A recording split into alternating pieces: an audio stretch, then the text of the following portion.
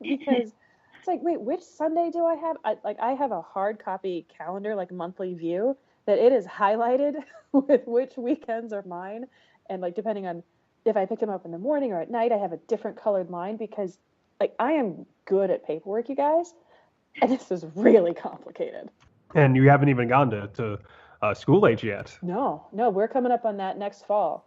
And we've had a couple small conversations about it because we're deciding like where's our son going to go? And that is, I mean, that I get the idea that that's a complicated conversation even when you live with your spouse and you get along with them. Yes.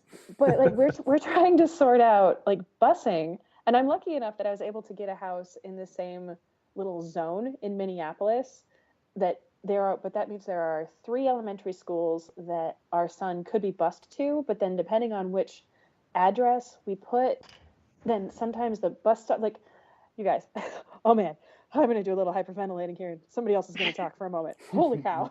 And I think your panic attack is kind of illustrative of the point I was talking about earlier. It's just your family, and I'm thrilled for you that the schedule works, but it really is the exception. Like a lot of people can't afford to have, a lot of my clients couldn't afford the one house in the school district they were living in.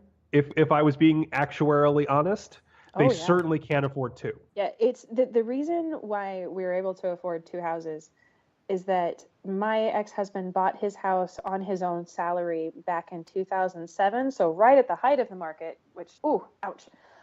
When I moved in and we got married, the first thing I did is we refinanced so that I was always on that mortgage for the entire time that we were married, which highly recommend everyone. If you are going to be getting married and you're moving into someone else's house, refinance that house so that anything you put into that house, including the interest, is all marital property, and you can get half of that back during the divorce settlement. Because in the state of Minnesota, there's a legal case. It's called Curran versus Curran, and it sorts out exactly what the formula is on who gets the amount of like the debt that's due on your house if you're underwater, or if you are not, or if you have equity. How is that going to be divided out? Like it's so set in stone in Minnesota that no judge or lawyer will even talk to you about changing that. Like it has zero effect on custody or any other bank accounts. Like, this is your house. Ta-da! That's interesting. Like at least in Illinois, it's a little more fluid. Like everything goes into one big pot essentially, and the judge will sort of divide it up however they think is fair. That's fascinating. One thing, Illinois used to allow, like, if you were engaged and bought a house and then got married, they would round that up to marital property. It was called, like, in contemplation of marriage. The recent changes abolished that. So even if you were engaged to be married, buy the house on Monday, get married on Tuesday, it's whosever house the name is in. You can make arguments that if you sunk a bunch of money into repairs or you were always paying the mortgage, you might be able to make an argument about getting reimbursed, but that's different than owning a piece of the house. So it's fascinating to hear how other states do things, because I know how Illinois does things real well. It's fascinating to hear how other places do it. We also had an interesting little blip / occurrence, because shortly after I moved out, the one thing that I didn't have of my own was a car, but I'm also absolutely lucky and beyond blessed that my best friend at the time, her fiance, he had a car he wasn't using. And so when I called her and was like, I gotta leave, she talked to her fiance, and Pierre's like, and you're using my car? And I was like, holy cow, which is how I got to work or did anything. But then my grandfather had just passed away, and for literally the only time in my family's entire history, there was an inheritance. And my parents looked at it and said, we will buy you a car. And I said, that's great. That's going to be marital property. And so then I Googled, and I learned that in Minnesota, an inheritance that's specifically like from a family member, and if it's given just to one half of the marital couple, and it's very clearly documented, like this is just to this one spouse, then it's not marital property. So my dad bought me the car using my inheritance, and he wrote, inheritance from Grandpa Marvin to Marie. And I was like, I will add, at least in my practice, that's one of those, like, if my client bought a car, like, it's one of those, people hear marital property, it's one of those, just because someone could theoretically make a claim for it doesn't necessarily mean they would succeed. Like I think if one of my clients bought a car after the party separated and she was the only one making payments on it, the only one responsible for it, a judge would be pretty skeptical. Like unless you secretly drained some account or something, it's one of those like unless something unfair happened, I would say a judge would probably not say the other party gets anything out of the car because it's one of those like if you used a marital asset to buy a car so you can drive the kids to school, the judge is probably going to say, well, you pay all the parking tickets, but it's yours. So I think that freaks out a lot of my clients. Once they hear the words that it's marital property, they assume, at least in Illinois, we don't do community property. It is not presumed you get 50% of the property. It's basically whatever the judge thinks is fair. Just because a party could say this is marital property doesn't necessarily mean they get a bite out of it. And particularly for stuff like cars, those, they lose value so quickly that a judge is just going to eventually throw their hands up and say, we can keep fighting about this until the car is worth zero and then be done. But oh, that's fascinating. I'm glad to hear that now, and I kind of wish I'd known that back then. But I do know that because I'd done a lot of Googling and because we documented it like that, my lawyer asked for a copy of the check just to put in like the file. Yeah. And there was a brief like, hey, maybe we're going to have a fight about this. And I just showed him the picture of the check and he went, oh, dang. But like it ended the fight before it even started. And I'm going to as a lawyer, I am going to say the internet is about on par with medicine in terms of ability to answer questions. Good point. You will and you kind of end up in the same emotional place because if you tell WebMD, I have a cough, it comes back, it's cancer. It's like 4 cancers. So when you Google a question online, you find varying answers in varying jurisdictions, and I'm just gonna. I'm just setting up my job to be easier in case anyone listening to this. If you're contemplating divorce, talk to a lawyer in your jurisdiction. Agreed. So, Marie, before we move too far past custody, I wanted to ask you if you could just talk a little bit. This is pretty far afield of politics, but just because I think it might be good for our listeners to think about. So, as you were separating, you had a very, very young child, not yet born for a while there. You were breastfeeding and navigating that issue, while thinking about co-parenting, and your children also have certain health concerns that you need to think about dealing with, and think about who's going to the doctors and things like that. So could you just talk a little bit about that and how you guys navigated those things? Sure. Back when I left, I left for a reason. And during the time between when I was 5 months pregnant and when I had our youngest son, my ex at the time dealt with it by just withdrawing from the world unless he was going to be mean. But everything was by email because we both discovered very quickly that we could not talk to each other in person. So I think he suggested we just do everything by email. And in my head, I'm like, everything is documented right here. Yes, please. Because my day job, I look at contracts for health insurance all day. So I know how to document and I know how to organize. So basically I set up the custody schedule for our oldest son because I was the one in a mental frame of mind to be able to do that.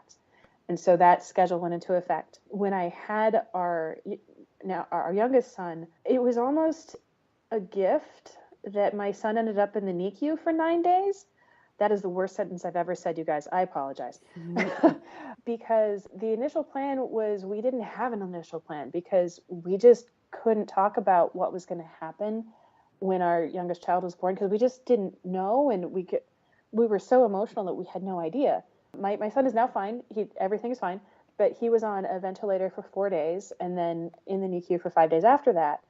But because of the nature of his condition, he had to be in a very quiet, very low-lit, very calm room for his health. Which meant that every time that his dad and I saw each other, we had to be quiet and we had to be calm. That was so helpful. I cannot begin to describe it because we had to keep ourselves calm and just so that our son would, be okay for us to be by him. And so that was when we realized, okay, how are we going to do this? And so since he needed me, I was breastfeeding, and fortunately my ex-husband, he's very pro breastfeeding, in part because his mom breastfed all of her kids, which was pretty rare in the 80s. And she she instilled in him from birth and all through childhood is like, well, if you ever get married and if you ever have kids, your wife wants to breastfeed, you will do everything to support that. Which meant that he did, because he just assumed, well, this is what you do, right? And I'm like, yeah, thank you.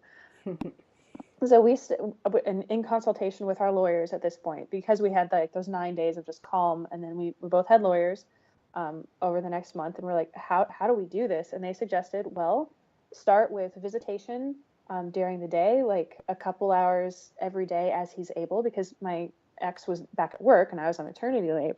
And so he would come over for a couple hours, and I would be like, I'm probably gonna feed our son at like 1:00, come over at 2, and then I'll be in the living room while you're hanging out with him in the other room. And so that's how it started. Like he would come over for an hour, but then he would leave. And then it slowly, gradually increased. And then what really made us realize that our kids had to be on the same schedule as much as possible was our older son. He was still going back and forth 50-50, and he would say, where's my brother? I need my brother. Where's my brother? And so we're like, what are we going to do? So I was pumping when I was at work, because I'd gone back to work at this time. And so I had a supply of breast milk. And so I would like put it in a little container thing.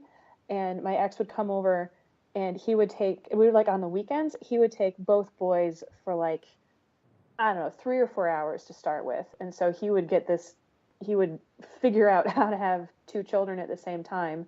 And then our infant could be away from me, and I would pump, and it slowly, gradually increased. And that drive to have both of our children in the same room at the same time was driven largely by our older son, because he needed his little brother. And pretty rapidly, we're like, yeah, they're always going to be together. Because again, like, we weren't going to be married, but we were always going to be parents. And we realized that our kids were always going to be together. Because when you think about it, my youngest, he's never going to have the experience his parents living in the same house, because before he was born, we were separated. So for the next 18 years, like, they're going to be a team. So we decided that we would increase his time as he got older until it was 50-50. And I think when he was about 5 months old, that's when we went full 50-50, which I'm not going to lie, that was really, really hard. And that was a lot of logistical stuff, because I was still 100% breastfeeding him at this time. And so we had this whole system set up. Remember when I mentioned my ex has OCD? So we set up a system of coolers and transfers and days and times. And we had a Google Calendar for a while, and it worked, but it required a lot of us forcing it to happen and removing emotion between what had broken down in our marriage and just focusing on our kids. And I basically had the ideal divorce. I'm really, really grateful. Yeah, I'm jealous of your divorce, honestly. Yeah, I am too, when I lived it. I'm like, I mean, if the number of times, especially when I have clients with very young kids, where it's like someone comes in demanding, 50-50 split of time, and we have to explain, your ex-wife is still breastfeeding. In fact, she stepped out of the room to go breastfeed your child. Having a partner with the wherewithal to say, I understand that my time will increase as the child's needs change and my capacities increase. Oh my God. What must that be like? It really helped and was also terrible. Seriously, my life was like a Lifetime for Women movie for a bit there. Our youngest, so he's in the NICU. He came home. While he was in the NICU, he picked up MRSA, which that's an acronym for something very long, which is basically a superbug that you pick up in hospitals. That it's one of those that if you don't treat it, and you can get the antibiotics that aren't like, it's antibiotic resistant superbug. Yes. So he came home with it, and then he gave it to his older brother, and then he gave it to my mom, and then he gave it to my dad, because we were all living in this house. And so my ex, for a little bit there, he literally could not come over, because we had a house full of people with an infection that was a superbug infection, that it was on his nose and in his eyes. And if we hadn't figured it out when he'd done it, our youngest would have gone blind, and he might have died it would have gone up his nasal cavities to destroy his brain. So like, this was a serious thing. But because of that, the doctors kept on saying to their dad and to me, we're so glad he's able to be breastfed. That's probably the best thing that could